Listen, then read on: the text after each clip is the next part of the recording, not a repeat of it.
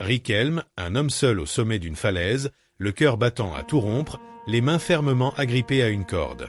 Devant lui, un pitbull désespéré, coincé au bord du précipice, luttant pour garder son équilibre. Le sol autour de lui s'effondre lentement, menaçant de précipiter l'animal dans le vide. Le bruit des pierres qui chutent en contrebas résonne dans le silence angoissant, tandis que la chaleur étouffante semble vouloir écraser le peu d'espoir qui reste. Chaque seconde qui passe intensifie la tension, et il sait qu'il n'a pas une minute à perdre.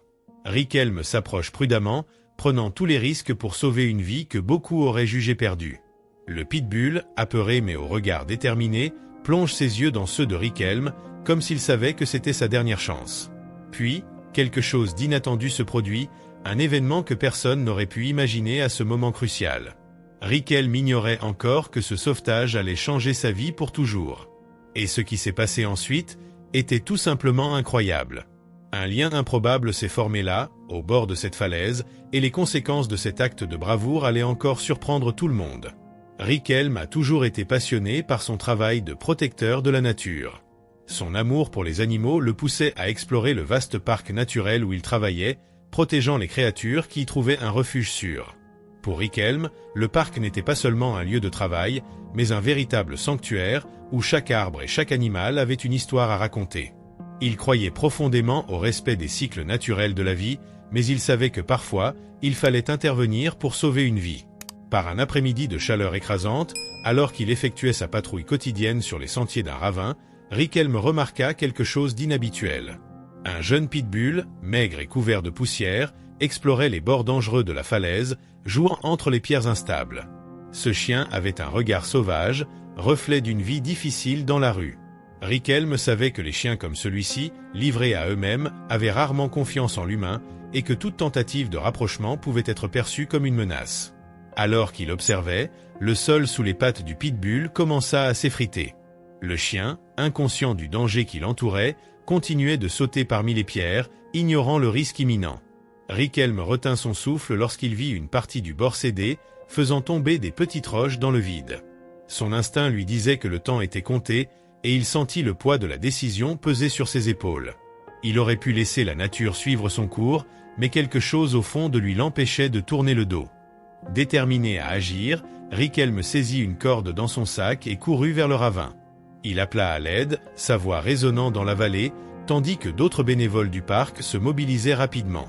Le cœur battant à tout rompre, il s'approcha prudemment du pitbull, lançant la corde dans l'espoir de l'entourer autour du corps de l'animal. Le chien grogna, effrayé, dévoilant ses dents, mais Riquelme resta calme.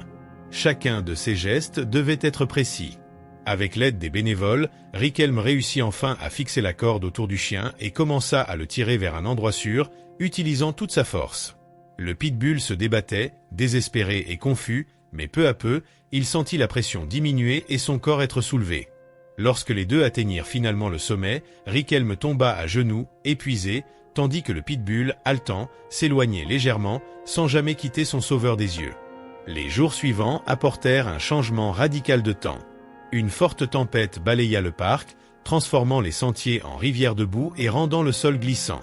Riquelme poursuivait sa routine de patrouille, désormais encore plus difficile, affrontant les inondations et les glissements de terrain. Malgré tout, il gardait un œil vigilant, prêt à aider les animaux qui avaient besoin de secours. Un soir, alors qu'il inspectait une zone près du ravin, Riquelme entendit un bruit qui le fit s'arrêter. C'était un aboiement fort, différent de tout ce qu'il avait entendu auparavant, suivi du grondement de la terre en mouvement. Il se retourna et vit une coulée de boue dévaler rapidement vers lui. Sans le temps de réagir, Riquelme courut vers un tronc d'arbre tombé et tenta de s'y accrocher. Mais la boue ne pardonnait pas, et il sentit son corps être emporté, ses mains perdant leur force. Croyez-vous que les animaux peuvent ressentir de la gratitude envers ceux qui les aident? Avez-vous déjà vécu quelque chose de similaire? Partagez votre expérience dans les commentaires. Juste au moment où tout semblait perdu, un son familier déchira l'air. C'était le même aboiement, plus proche maintenant, résonnant dans le paysage boueux. Riquelme, aveuglé par la pluie et la peur, avait du mal à croire ce que ses yeux voyaient. C'était le pitbull qui l'avait sauvé, creusant maintenant avec ses pattes couvertes de boue, essayant de lui ouvrir un chemin. La présence du chien apporta un mince espoir, et Riquelme appela à l'aide, ses yeux fixés sur la silhouette du chien entre la boue et les branches.